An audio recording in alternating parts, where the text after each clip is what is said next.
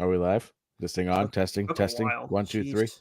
Well, I tell you what, we lost somehow we lost 20, 30 minutes of our last fucking episode. And there I go, 10 seconds in, and we're swearing. But hey, Wait, that actually, I was thinking about this recently. You do realize that, like, the first thing our listeners hear is "God damn it." You do realize that, right? That is the first thing our listeners hear every single time. You don't need to worry about swearing. There's Chip Zdarsky every time to start the episode. God damn it, Nick and Joe. Yep, 100%. Don't waste your time anymore. My Chip. Oh, my Chip. We're not can't the wait to Disney meet Club my like Mac Chip. and Goo. Yeah. Yeah, right. Yeah, we. But I say, ladies and gentlemen, boys and girls, right? Listeners of all ages, right? I should probably practice what I preach, but God damn it, Nick, that's not what I'm here to do. I'm here to tell the people, scream it from the mountaintops, that we are. What are we? What are we?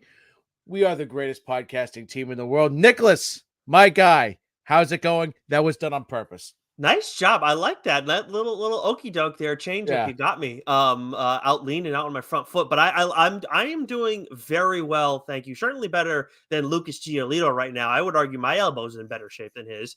What a joke, right? I fucking love it.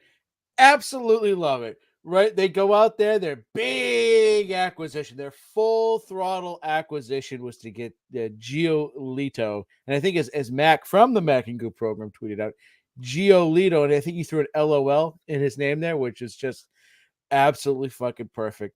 Doesn't even make it, 2 weeks into spring training, maybe 3 weeks, and he fucking needs Tommy John. Like, I fucking love it. And so I love this too. Like, now I'll be the first to admit on the TLDR Sportsbook program that I was a big proponent of getting Jordan Montgomery, but I was a big proponent of getting Jordan Montgomery when I thought they would also go out there and get Yamamoto, right? Because what is Montgomery?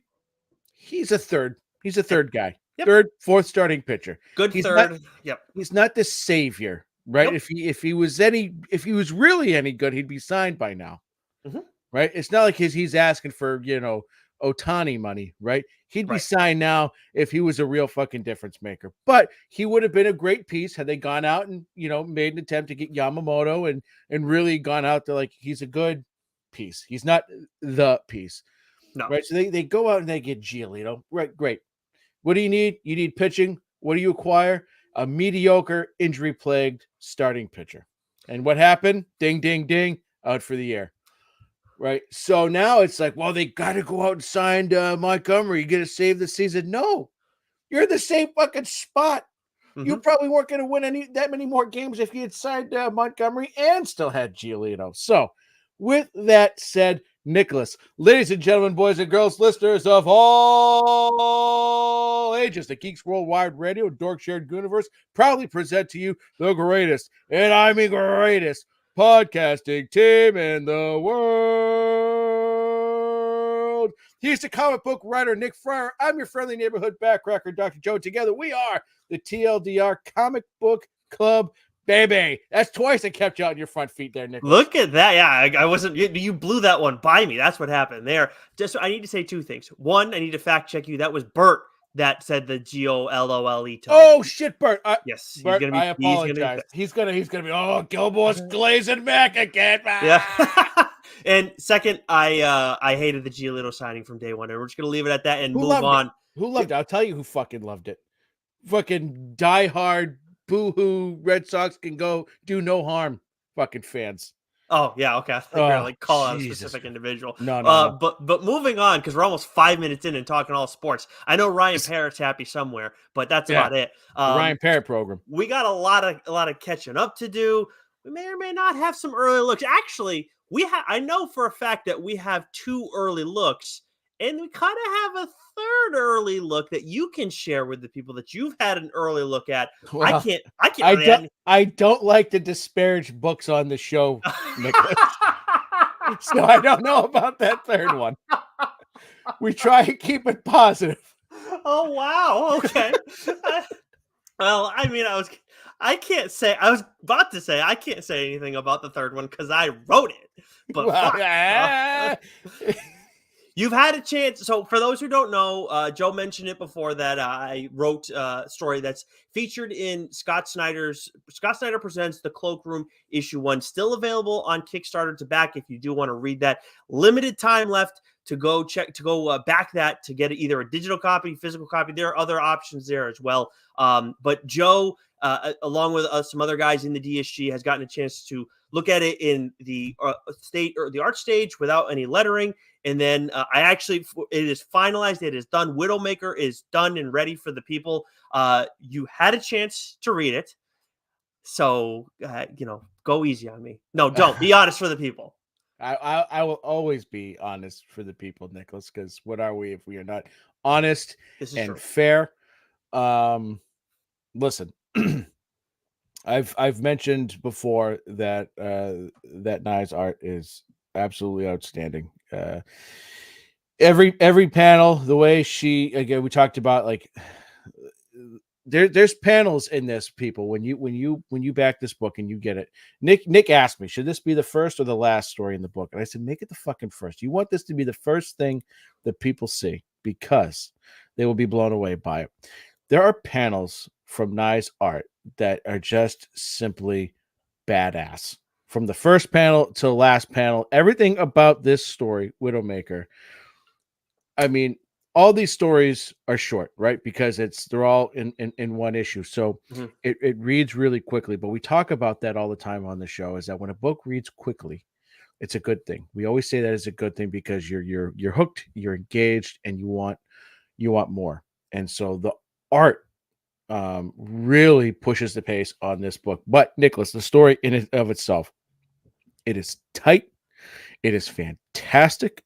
The way you build it and the way it ends, the way that this ends does what we talk about all the time. Whenever we talk about a new book or a new series, right, a new arc, you want the end of each issue, especially that first one, to hook you in, pull you in, make you want more. I want more Widowmaker, right? There just simply wasn't enough. And I know that you had to tell a nice, tight story, but the magic in that is that within these few pages that you have, you do your fucking job, right? The artist does her job, and I want more of this. I want to know more about this world. I want to know more about these characters, and I hope you get the opportunity to flesh that out and to do so, because this was just all around. I've said it was A+ art. It was A+ storytelling. I'm not saying that to blow smoke up your ass, because that's the last thing I ever want to fucking do, Nicholas. But it was awesome. So I I'm appreciate proud that. of you. I'm excited. I've already decided that that when I get my physical copy, one of these comic books that I have hanging on my wall is coming down and being replaced with Widowmaker. Oh, wow. I appreciate that immensely. And it's, I really do. And I very much, I've worked on other things, and Joe is one of my two people that I run it by. The other person is my wife. The two of you for different reasons, but I very much trust both of your opinions. So I really appreciate that very much. And I just want the people at AWA Studios to know that, that I'm not holding Joe hostage right now to compliment me, because they're sliding in our DMs talking about how we need couples counseling. So I just want them to be aware, like, no, everything's good. I've known you longer. I'm just saying. and who told you to propose?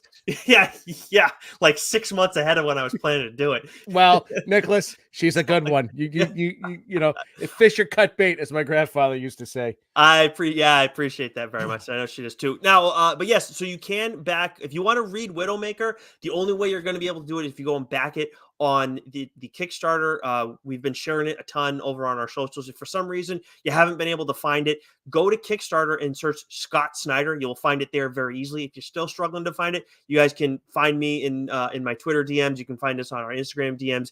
If you can't find us in either place, then tldrdsg@gmail.com. Happy to help you out. There's only a few days left on that. And there are some other cool stories in there too. I don't know as much about the other ones, but I know there's one that I'm particularly interested in. I've seen a little bit of the art. The concept is there's this one guy who's left in this zombie apocalypse, and he's so fucking lonely that he's just trying to get like a zombie to bite him so he won't be alone anymore, and they won't Oh, fucking bite him, Joe.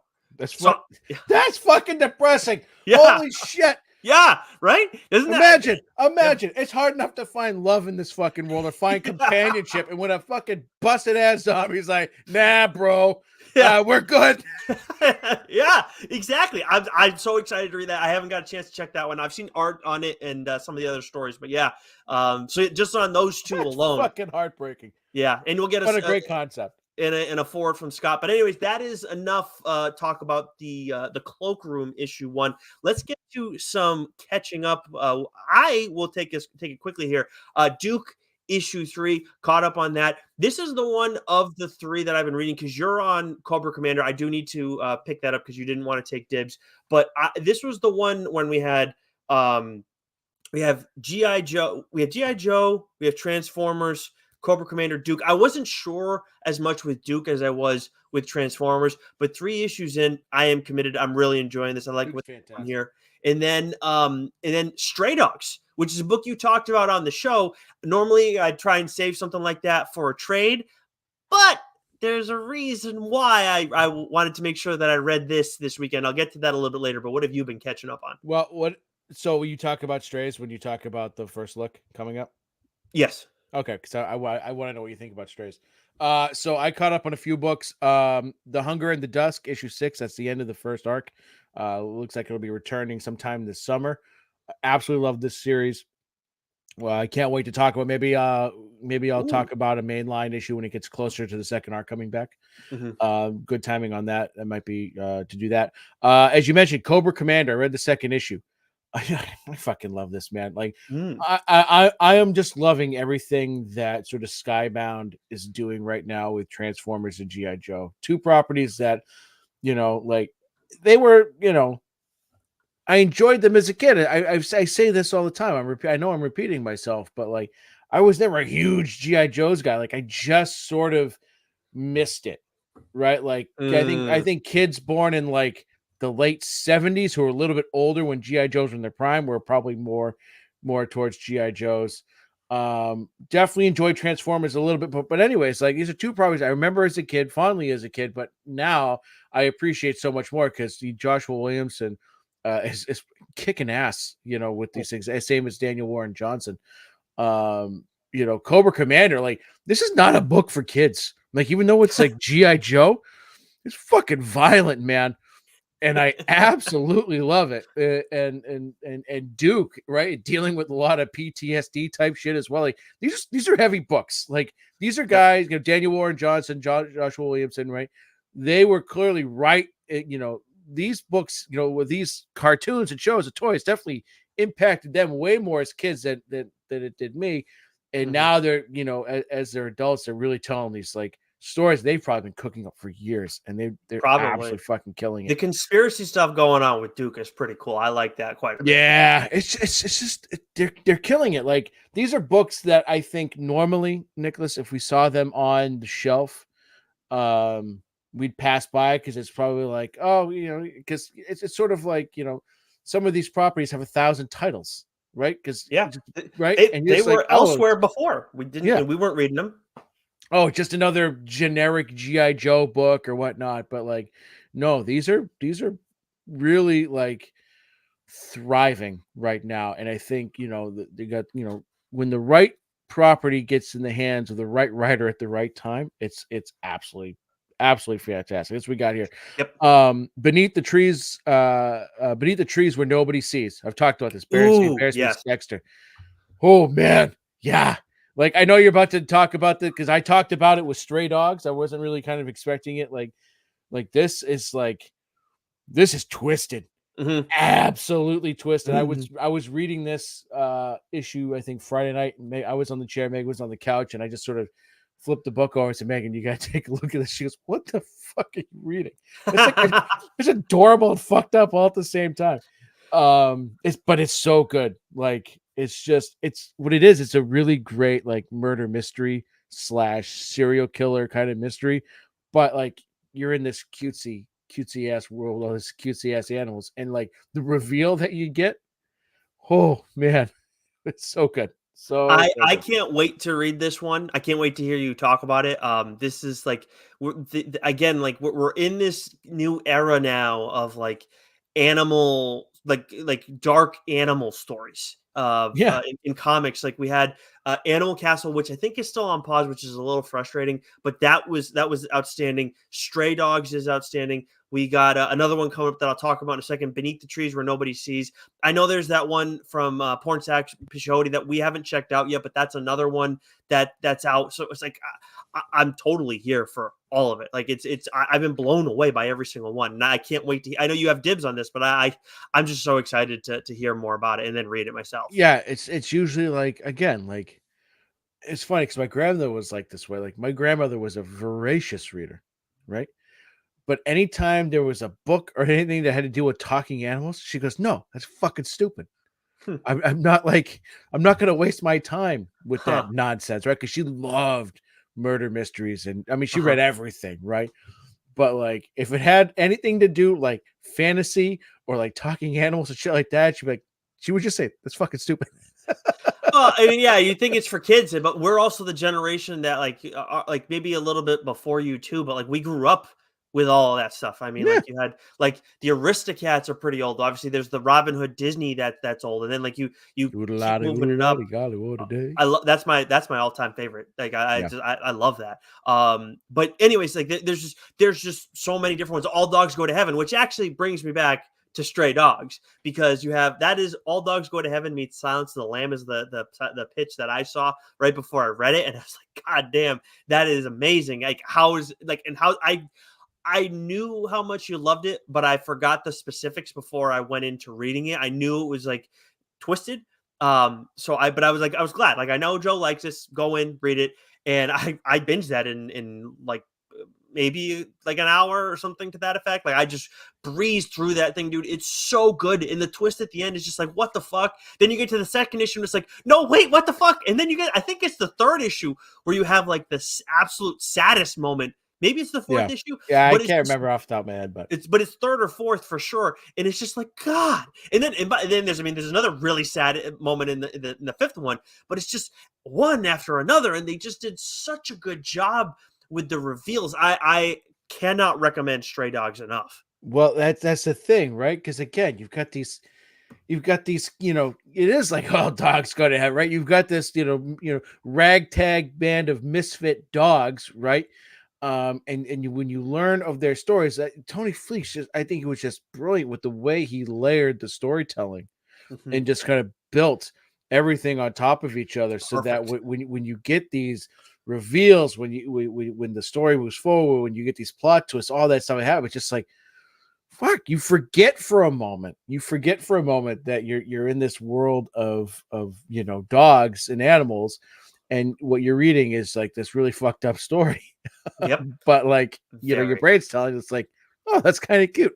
Oh, that's kind of fucked up. Yeah. What's going on? Yeah, exactly. And that brings us to the book that I got an early look on. Actually, I got to say, the person who actually checked this out first was my wife because she loves Animal Kingdom, and I want to make sure she checks out Stray Dogs, but I gave her a look at Feral issue 1, and she was like, "What the fuck?"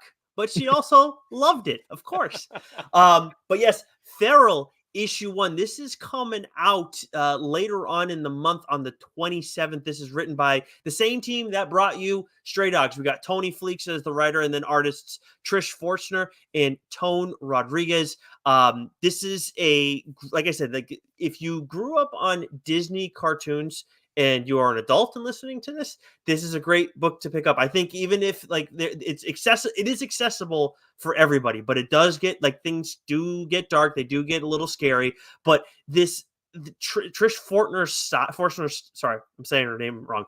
Trish Forstner's style brings you right back to those memories as a kid. And like you were saying, when we're talking about Stray Dogs, it's just like it's like it gives you that comfortable feeling, but then it's like, fucking damn, man. Like, what the fuck's going on with my memories? I might be mistaken here. I might be misinformed, but I believe that Tony and Trish did My Little Pony stuff, which is why at least at the very least in cover art, She did. I remember seeing that somewhere. Like she did My Little Pony stuff. Yeah, Maybe Tony did too. I'm I not think sure. Tony did too. I think so. Good, good. Are they gonna do a My Little Pony horror story? Is that next? They're gonna be a third one? I would read the fuck out of that. Oh yeah, 100%. Are you kidding me? I just feel bad for Mac because that's a little too dark for him. But Not anyways, apple bottom, no. but man, like I absolutely love the first issue. I'm gonna be that guy, and I'm gonna call dibs and take this from you because sorry, not sorry. Tony Fleeks, like you got to rip your heart out, like especially like so Stray Dogs definitely pulls at your heartstrings. Like there's no question about that. But for me, I think more about the shocks with that book. Like obviously just having binged it, I think like there's definitely like sad moments. Obviously, don't get me wrong, but I just think every time like we get this development, it's like, oh shit, like every single time. This one feels like you may get shocks, I don't know, but this feels more like it's going to pull at your heartstrings. It's going to be a little bit more on the sad side, and especially with the way this issue ends, because it's like developing. There's quite a bit of chaos. You meet these three cats, and as things take shape, you get to the end, and then it's like, oh shit. Yeah, like they're in a bit of trouble. They're like these house cats that are out in the wild. There's this breakout of rabies. That's none of that spoiler stuff, but I will just leave it at that. Feral issue 1 comes out on the 27th. I think the FOC has come and gone, so make sure if you didn't have it on your pull list the day it comes out, go to your local comic shop, pick it up right away because you're not going to want to miss it. Nice. Yeah. So it was funny because we were talked about doing these first looks, and I said, "Don't tell me if you're gonna read it. I won't read it. Tell me, if you're gonna call dibs I or not." couldn't So believe it. yeah, well, I did that because you might run into a situation that I ran into. Now, this is a book that I called dibs on as I was writing the solicit. Yep. Last week, and I'm gonna hang on to dibs for now. Again, this. So the book here is Napalm Lullaby, and this is written by Rick Remender with art by with Bengal. And so, what was that book that Rick Remender wrote that we loved and was so fucked up, and there was hardly any dialogue for the first several issues?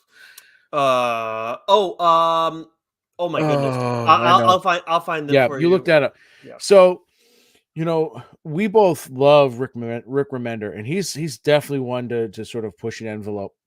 And I love Bengal's art style. So Napalm Lullaby is got some really great art, and Remender really, I think, pushes the envelope on this one a bit. And so this is a heavy one to do, sort of with, religion, cults, things of that nature. And so, like, the start of this issue has a real sort of Superman origin story vibe to it. Sort of like if you're to take Superman's origin, sort of with him landing on the Kent's farm as a baby, and you mix that in with some Mecha Warrior, and you're in the future, kind of thing.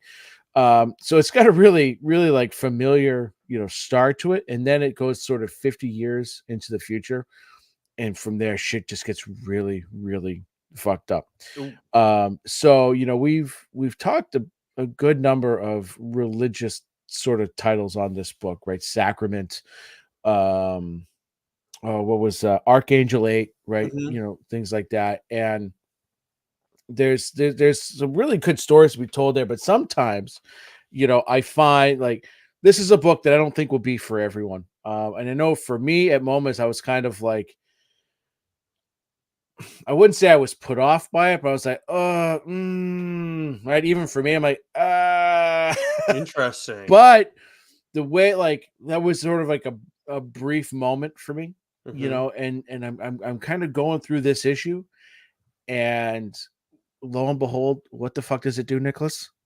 It ends in a manner that says, shit, I need that second issue. Right. So this Nice. is a classic. This is a classic case of like, okay, like, 'cause God knows I've sort of put books halfway down and said, that's it. I'm out. Right. But because of the team behind it, I'm like, no, I'm gonna, finish this one all the way through. So it might sound like I'm not very high on this book, and that's not the case. Like I'm being honest. Like Yeah. not every book is going to be for everybody. Right. But this is a great case of like, okay, I'm thinking one thing, and then boom, the story kind of pulls me in. So we'll see how the second issue plays out, because there's a lot of stuff here in the synopsis that doesn't really happen. It's sort of like, I feel like the synopsis for the first issue is more like an overview of like what the series will be about in general, instead of a synopsis for that particular issue, which is oftentimes the case. So I'm looking forward to seeing where this goes, because there were moments in here where I was like, that's not really for me. I'm very But then I'm like, now. oh, okay, all right, I like this little twist here. So Napalm Lullaby issue, and this comes out, this drops on my birthday next week. If you're listening to this, depending on when you're listening to this, that's March 13th, year of our Lord, 2024. The truth Father, comes out. that's for Father Wesley.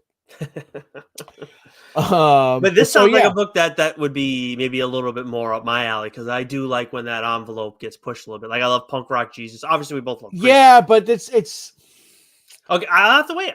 You have yeah, you'll have to wait. But yeah, like I said, like remember, he's really good at pushing it, and this is what we love about indie titles, because indie titles do push the envelope. Yep. And you know, I think it is good when stories make us a little uneasy. Hit Me made me uneasy at times, right? At times, I hope it was most of the time. God damn. Right? But you know, it's evoking, you know, emotional response from me, whether it's love or hate or uneasiness or whatever it might be, right? That's, I think, one of the things that Rick Remender does really well. And Bengal's art is great. So Napalm Lullaby out in comic book shops on the 13th. Nice. All right. Well, it is still only the week of the 6th, and it's taken us a second to get here, but it's time to talk about the comics that are dropping this week, what's new, because that's all we're doing today. And that usually means, as a quick reminder, I didn't say it off the top because I was too busy worried about having Joe Too pat busy me on the back a filleting little bit. yourself. Yeah. Well, either way. But yes, reminder, if we're doing what's new, that usually means there's other stuff in the works. And if I'm not saying what it is, because it's not in the can yet.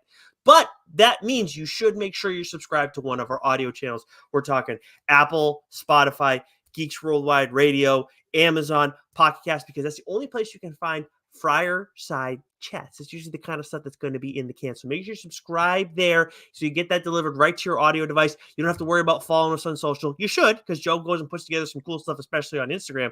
But that way, all you have to do in order to get all of our episodes, because Fireside Chats are exclusive to our audio channels, subscribe there. And while you're there, leave a 5-star rating and review. If you can leave a higher rating, please leave the maximum one. Otherwise, you're going to learn the real meaning of Backcracker.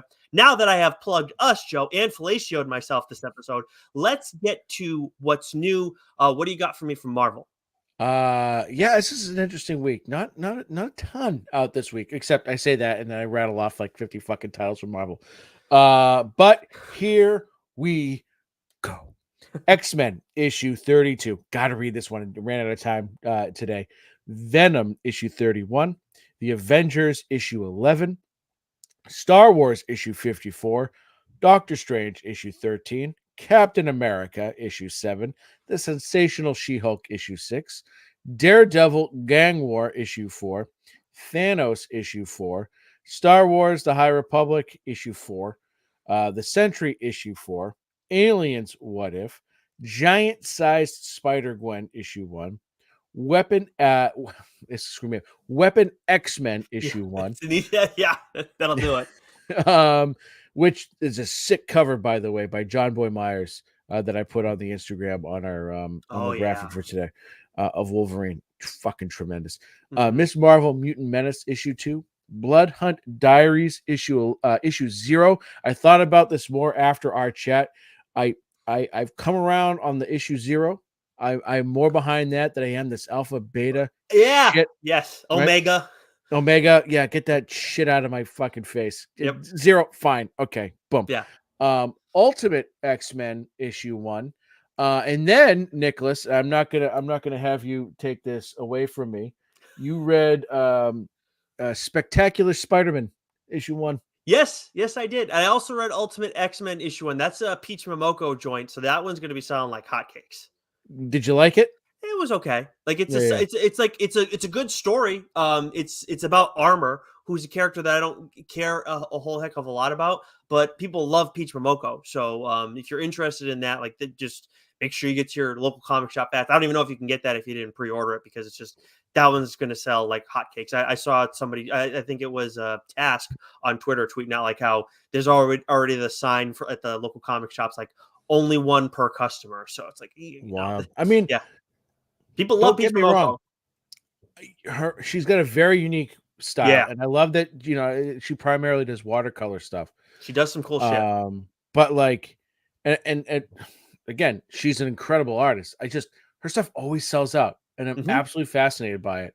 mhm. Even way back when she was like strictly just not strictly, but mostly just doing cover work. Right. Yeah. Her covers would be huge on the speculator market. And then over the past couple of years, she's been doing a lot of these X-Men books. But I mean, I love it. It's great. I love that Mhm. people flock to it so much. But that's wild because it's not like the books or anything were like, oh, right. I Right. don't think we've ever really talked about a Peach Momoko book, but No, but it's I also strictly don't the know if art. they're not as much for us. I mean, this is definitely like, but this is dark. Like it is interesting. Like, I'm gonna check out the second issue. It is interesting, but Yeah, I it's mean, just I like, downloaded it because I wanted it to give it. I was very intrigued by it. But yeah, it's just I'm just fascinated. Like her stuff always like yeah. sells out It's also fast. manga in like it's manga Yeah, art style yeah, in the regular comic space. So it totally makes sense to me why people are going to be yeah. in on that because mangas just sell like hotcakes. But yes, the Spectacular Spider-Men issue 1. This is starring both Peter Parker and Miles Morales. And like you said, it was a little bit of a slower week. So I'm like, you know what? I'm going to check this out. I don't read a ton of Spider-Man stuff. I am not the resident Spider-Man guy, not only in the DSG, but on the TLDR comic book club. That is you, my friend, as you wear a Miles Morales shirt right now.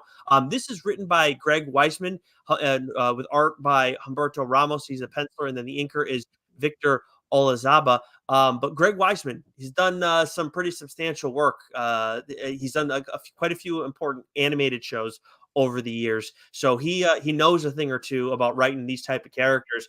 And I'll tell you what, Joe, delightful time. Just like hanging out with Peter Parker and Miles Morales and letting them just go off like just back and forth. I thought Weissman had like a great feel for both of these characters. And usually we talk about the art sticking with you or like a specific image, maybe the vibe, and that I feel like that tone is usually set more so by the art, although it can very much be set by the plot. But honestly, it's the dialogue that's going to stick with you because that's what sets the tone and sets the vibe for this whole story. Don't be wrong, the art is solid, the art is good. You get some good action throughout all this. It feels like it fits Spider-Man very much so. But for me, like the back and forth between the two of them, between Miles and Peter, is just like I just feel like I'm hanging out with the two of them, and it's very accessible. I feel like for any reader, like of any age, like I don't know about like young readers, but like young adult readers, like I think like they can go and access this, and they'll be it'll be easy for them to pick Well, up. that's how Spider-Man should be, right? Yep. Like you should really love Spider-Man at all ages, really. Yeah. Like from like kindergarten, first grade on, right? Because there's something about his look and there's just a sort of a good nature about his character that I think kids love. Like when they like Spider-Man is very recognizable. Right. And when you watch the cartoons, right? Like it can be really towards kids, but like I feel like it's that young adult reader that really gets into the character. And then that sort of just carries with us as we get older. And there's definitely like Chip's done some really great Spider-Man Hmm. stuff that is more existential, more Yes, he's one to do. right, deeper, right, Yeah. and sort of getting into it versus like what you're reading now. So like Spider-Man really is a character like you can recommend really and feel comfortable with giving anybody at any age, really. Yep, and with this too, it's like for me, like I care about Spider-Man, but at the same time, I don't read a ton of his stuff. So now this is easy for me to access. So I'm gonna go and check out the second issue because I had a fun time, and also it gets a little bit meta here and there too. There are a few jokes in there that I actually like. I don't know about you, but with comics, like I definitely like get like a like, huh, that's funny, but I don't like laugh out loud a ton. That's just I feel like when you're by yourself, you're much less inclined to do that anyways. I legitimately laughed out loud when I read this issue. There was like a certain thing that like that was good. So Nice. it's some of this meta stuff, and it's really funny. And there's even a little bit of meta art if you look in the background. At least I caught it on one panel. There's probably more that I didn't realize, but yeah, the Spectacular Spider-Man, and it's actually MEN because we're talking about Miles and Peter Parker. Issue 1. There we go. Love Check it. it out. It's a fun time. All right. I'm not calling dibs on it though. I think that you'll enjoy this as well. I think this is one that should be shared among friends, or you and I, whatever works. But no, I'm not talking about the AWA title. All right. DC Comics. We got Batman issue 145, which you are reading by the aforementioned Chip Zdarsky. What? I'm just Oh, when saying, you yeah, point, it's awesome. I always think you got something to say. Poison Oh yeah. Ivy issue 20, which I am reading and I've talked about on the show. Not that kind of pointing. Birds of Prey issue 7, Shazam issue 9. Sorry, Shazam. Shazam! Wow, that's a lot better than mine. Well done, No, sir. no, Blue yeah. Beetle issue We know 7 who and carries the program. Blue Beetle issue 7, Kneel Before Zod issue 3, Suicide Squad Kill Arkham Asylum issue 2, Superman 78, The Metal Curtain issue 5, got it right and run try. Yeah, I struggled through that. All right.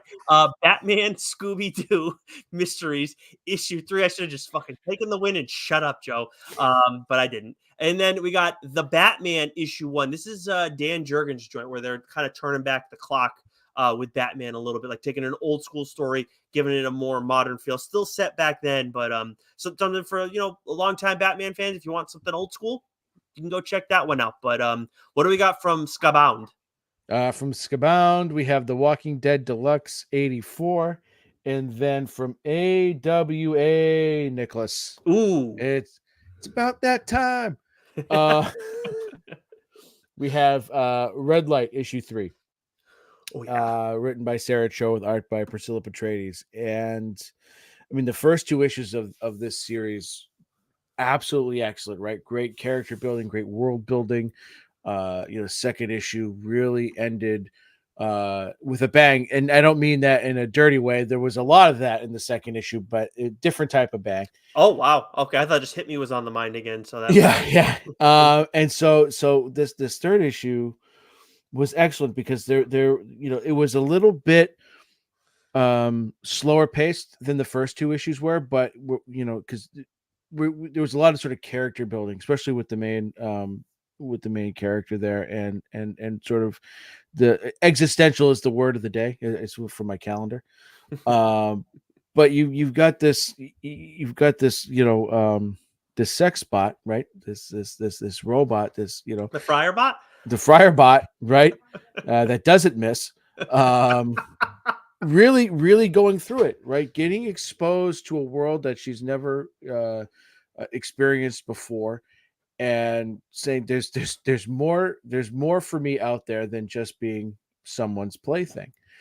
And as she's sort of going through this and figuring out, like you just like you get really attached to this character and understand what she's going through. And then the way this issue ends, like absolute fireworks, right? We talk about like this book, like the first 2 issues, there was a lot of action, both naughty and violently. Oh, So less so here, but the violence, the action that we get, like, was so good, was so freaking good. Nicholas, the bad guy, Mister, he really is a piece of shit.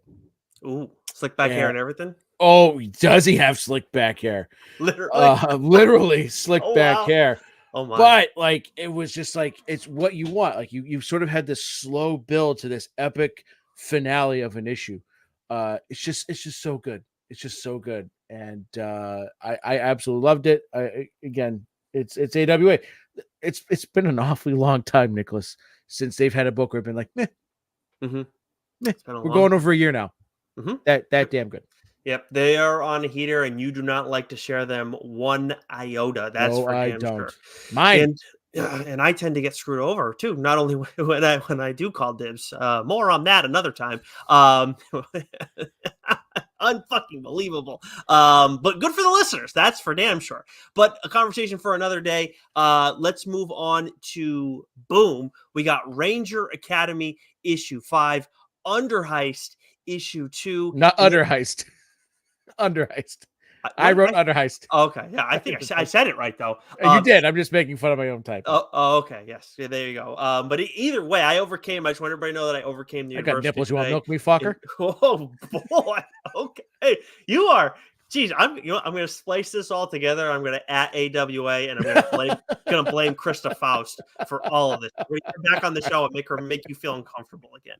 But anyways, we got Pine and Merrimack issue 3, of course, from friend of the show Kyle Starks, along with art by Fran Gallen. We loved the first issue. We loved the second issue. Joe, how did you feel about the third issue? Wow. I think I sent you eyeball emojis as soon as I finished reading it. I can't remember if I did or not. If I didn't, I meant to. But man, like this was so good. We get a little bit of everything in this issue. We get a little bit more character backstory. But this was definitely the most twisted and most screwed up issue we have had, to date. We know Kyle Starks is, capable of screwed up shit because we've read Where Monsters Lie. Mm-hmm. This is not like to that level, but it's pretty damn close. Yep, it's pushing it. It feels like it can go pretty far. But the background, I agree with you. Like that to me, it's crazy because this has a plot that can carry it on its own, like carry the story on its own. So Pine and Merrimack, Kyle and Fran could just live on the plot that they've developed, and we'd be totally fine. I'd enjoy it. But I am so in on Linnea and Parker. Like I absolutely love them. And you mentioned the background, like the development, we like just getting to know them more again at the start of the story. It's just that's kind of what each issue's been. Is like we get a little bit more insight into Linnea and Parker, then we get into the plot, and it's all relevant. But it's just I am so invested in this couple that I will not. I'm excited to see the next few issues, but I know I'm going to want more. Like I'm not going to be satisfied with just 6. I'm going to be hungry still. I thought you were going to say heartbroken because it's something bad's going to happen. Oh, don't even put that into the universe. Why would you say something like that? Well, that was the feeling I got when I finished this episode. I go, oh fuck, something bad's going to happen here. No, that would be. I am not looking forward to that, Kyle. If you're listening, what the fuck? Please change course.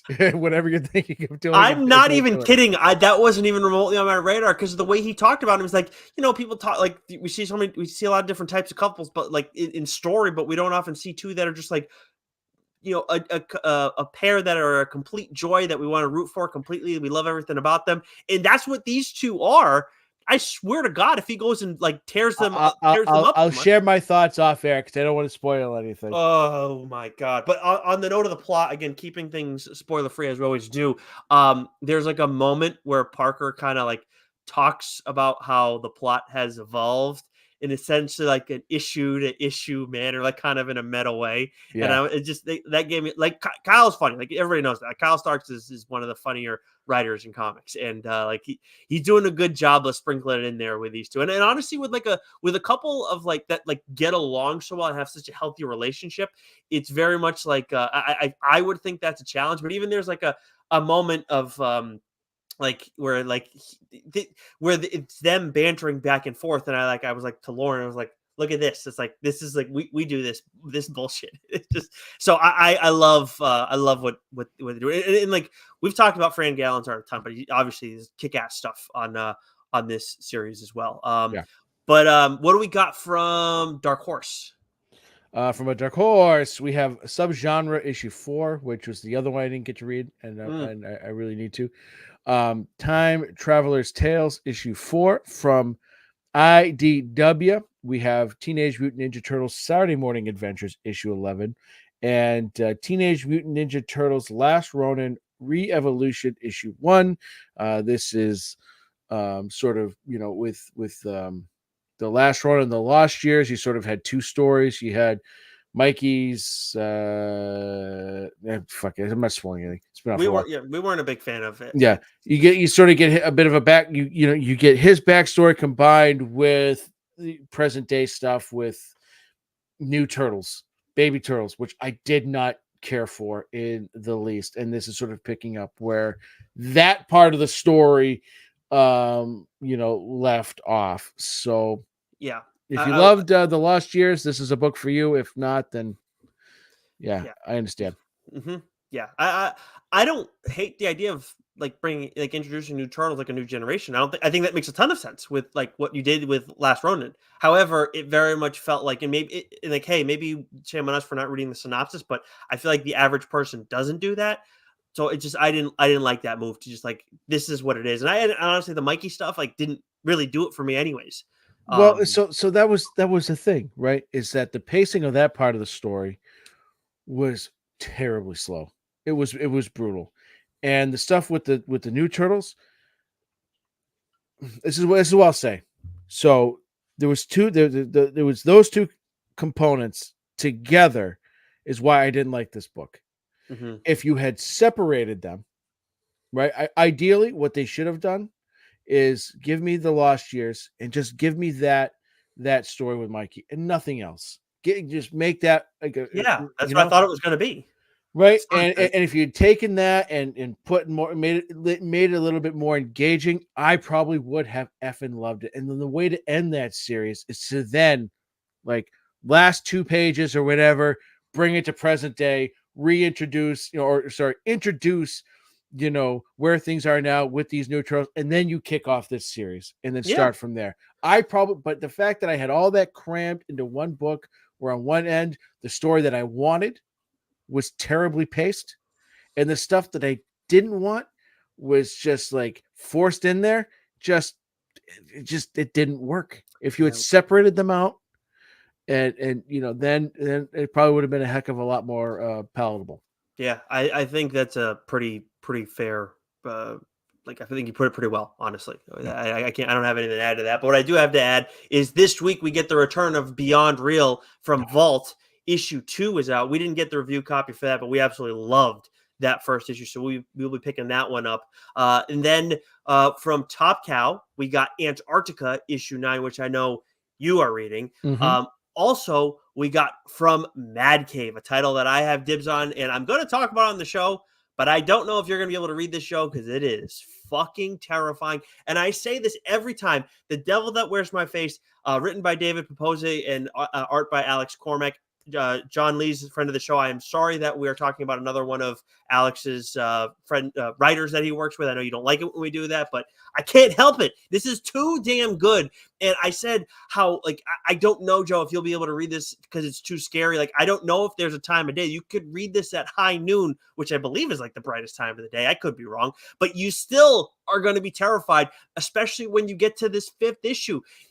There's like a certain sequence that's like, you think the story's going in a certain direction, and then it's like, wrong-o. Oh my God, dude. It's vicious what happens too. It's insane.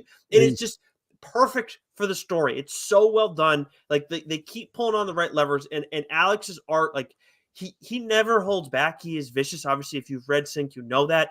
It is like on that same level of violence. It's like, it's brutal. It's absolutely batshit. And also, if you're curious about it, you've heard me talk about it. Maybe you haven't checked it out. Maybe you're trade waiting.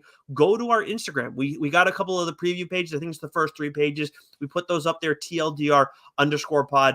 But yeah, like I don't know how this is going to end. This is the penultimate issue. Like I mean, I know, like, if it's going to be like a happy ending, like, okay, I see where it would go, but it's like, okay, Robert, that ain't going to happen. No fucking way. Like, I don't know. I have no clue how this ends.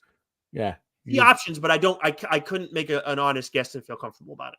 It's good. That's what you want in a comic, right? Yeah, That's 100. what you want. So Yeah, that's excellent. yeah. I mean, I'm not looking forward to reading it, but that sounds excellent. Dude, I honestly like I'm like you got to be careful reading it, but at the same time, I want you to read it as soon as I'm done talking about it because I want to hear how you felt reading it because the art's just gonna, oh, man. Oy, oy, oy. Yeah. Then we got Image. What do we got?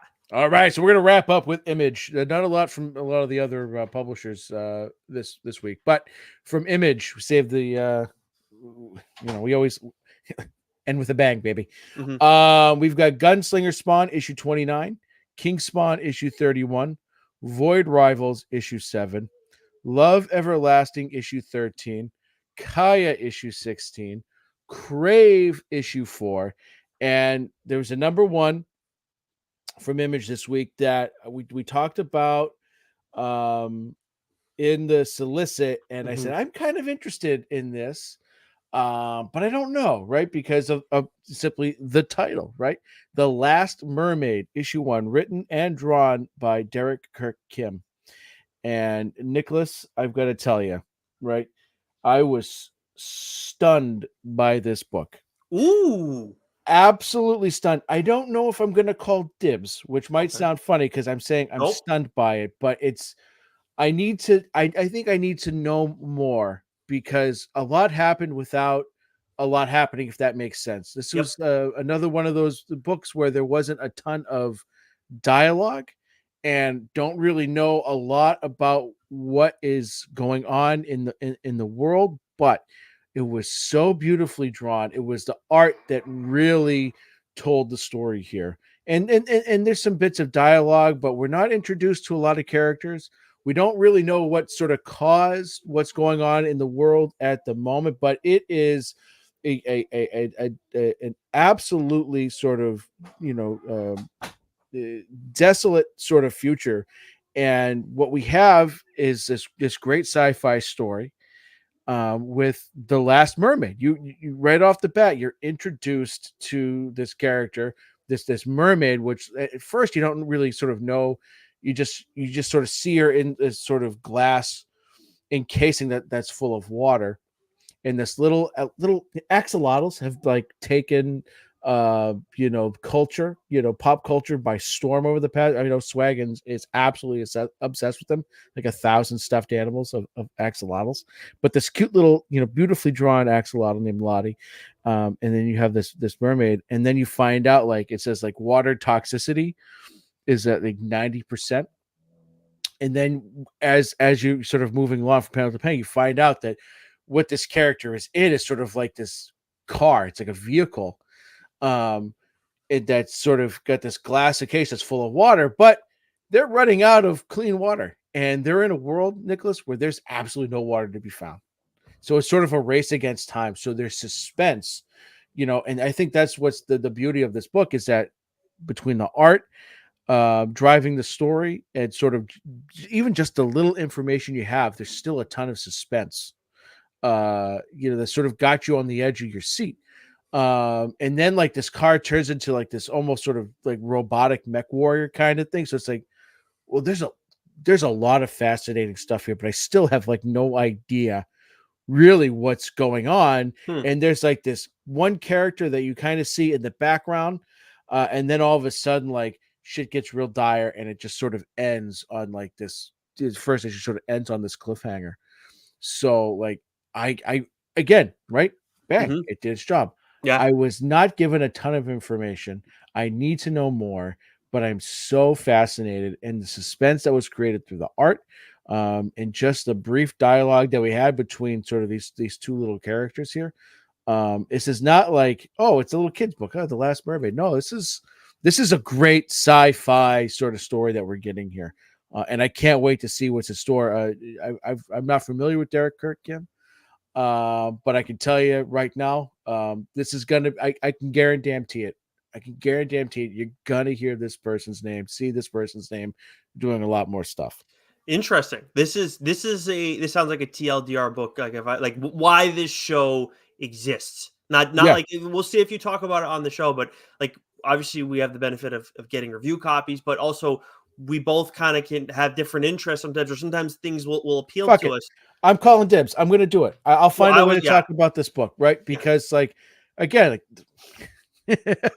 based off the first issue, like, but You had you so know, much to say right there. Like I'm yeah, actually like kind of stunned that but I wasn't gonna try and step on your toes anyways. Like yeah, yeah, yeah. Well, because as I talked about it, it gave me time to think about it more because Mhm. and Again, why this show existed. Help it for both of us. Like we've had this is not the first time where like, oh, I'm not gonna call dibs, and then it's like, oh no, wait, as I'm talking about more, it's like, no, I'm absolutely calling yeah, dibs I on this. was like so fascinated by this book because again, like, you look at the title, uh, 9 times out of 10, I would probably move on to a different book, Mhm. right? Yeah. I think anyone that I wasn't sees, picking it up. I wasn't checking it out. And again, I said it's a slow week. I went and checked out a Spider-Man book and then read the Ultimate X-Men instead.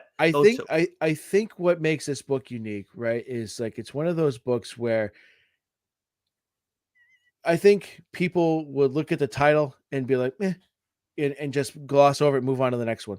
But for those who are like, "Eh," but happen to pick it up, as soon as you pick it up and look at it, you go, "Oh, I'm getting this," Mm, right? that's nice. And I really do hope this book does well because this first issue is absolutely, it's just, I don't know. Like I said, there was a lot of suspense without a lot of information being given.